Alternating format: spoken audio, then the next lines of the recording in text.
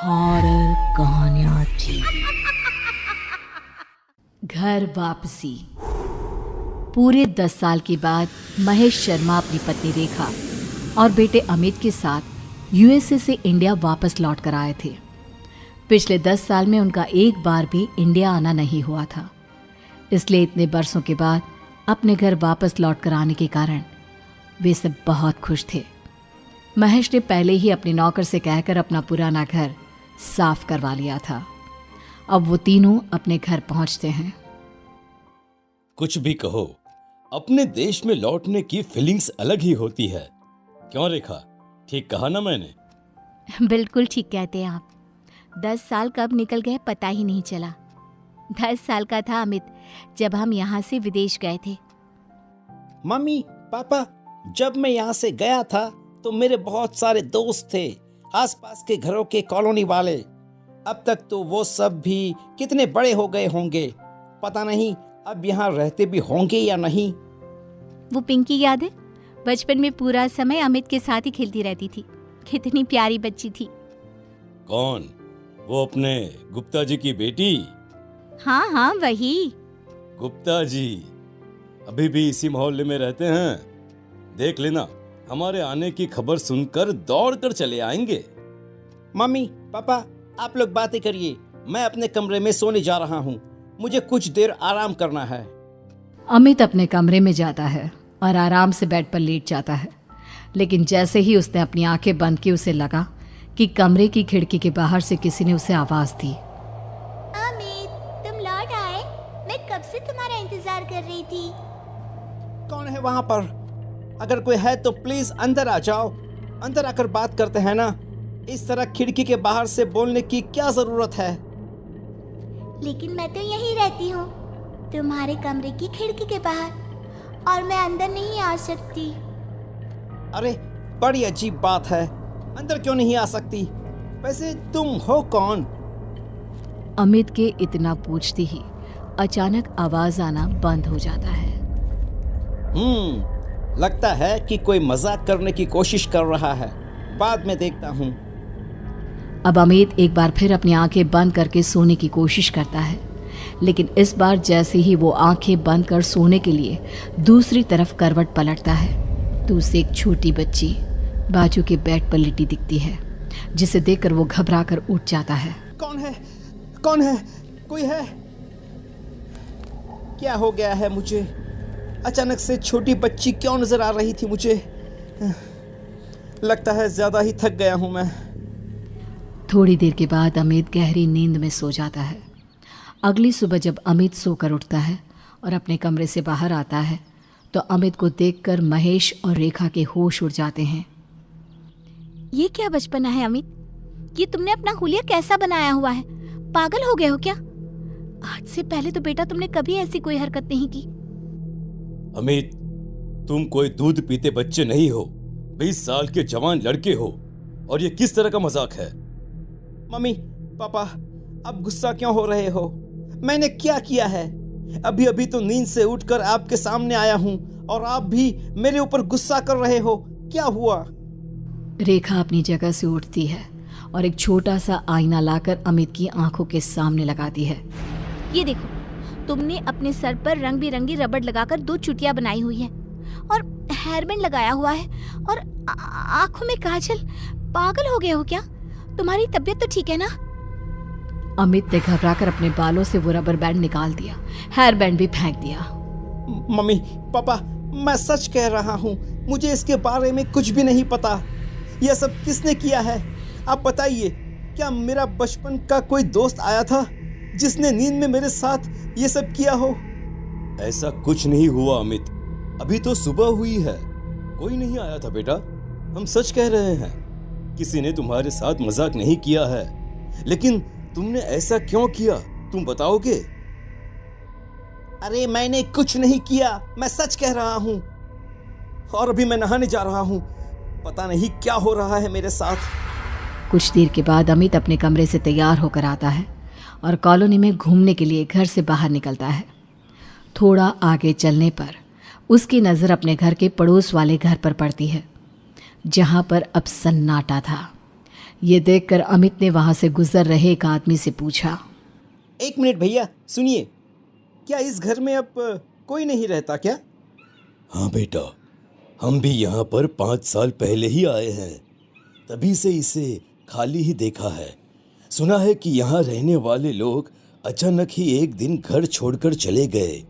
उनके बारे में इस कॉलोनी के लोगों को जरा अजीब अजीब बातें करते हुए देखा है। अजीब अजीब बातें मतलब क्या? बेटा, किसी से कहना मत, वो क्या है ना, मोहल्ले की बात है। लोगों को पता चला तो बिना बात की बातें बनाएंगे। हाँ हाँ, मैं किसी से कुछ नहीं कहने वाला, लेकिन अब बताइए तो सही प्लीज। बेटा, सुना है इस घर में किसी की आत्मा का वास है। कई लोगों ने इस खाली घर से कभी कभी किसी की रोने की आवाज सुनी है। अब सच्चाई क्या है वो तो भगवान ही जाने। ओह, तो ये बात है। वैसे लोगों का क्या है, कुछ भी बातें बनाते हैं। पता नहीं कौन कौन सी अंधविश्वास भरी बातों में विश्वास रखते हैं लोग। थैंक यू भैया, थैंक यू। बताने के लिए आपका बहुत बहुत शुक्रिया। पूरा दिन शहर में घूमने के बाद अमित जब शाम को अपने घर पहुंचा तो खाना खाने के बाद सीधा अपने कमरे में चला गया।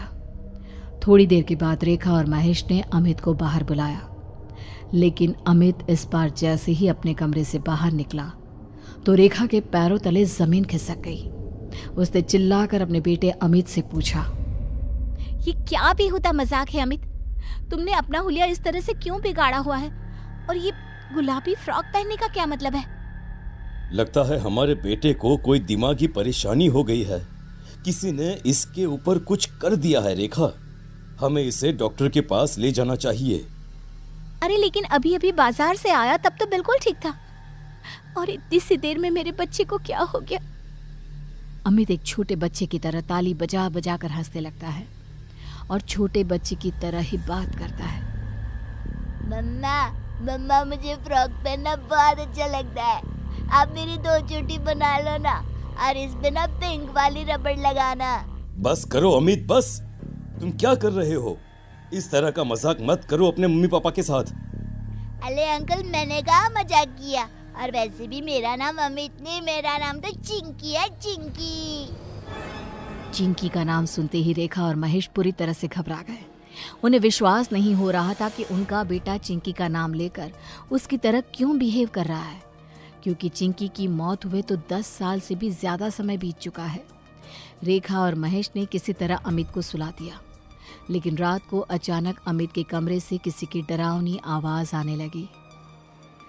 लौट आई हूँ मैं, लौट आई हूँ, और अब यहीं रहूँगी तुम्हारे घर में, क्योंकि यहीं पर मेरी जिंदगी खत्म हो गई थी। तुम तो इतने जवान हो गए, लेकिन मैं तो छोटी सी रह गई ना। मैं चिंकी हूँ, मुझे फ्रॉक पहनना बहुत पसंद है। महेश और रेखा ने घबराकर अमित के कमरे का दरवाजा खोला तो वो दोनों हक्के बक्के रह गए। वहां एक 3 साल की बच्ची का साया पूरे कमरे में घूम रहा था।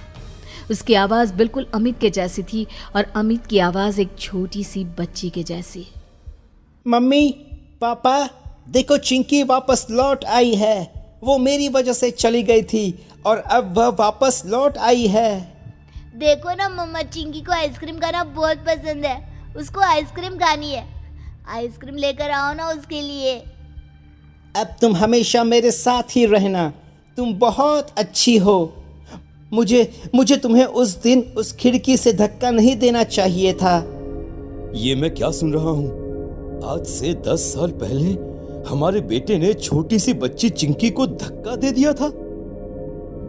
मुझे भी यही लग रहा है महेश, और शायद इसी वजह से उस बच्ची की आत्मा आज भी यहीं रहती है।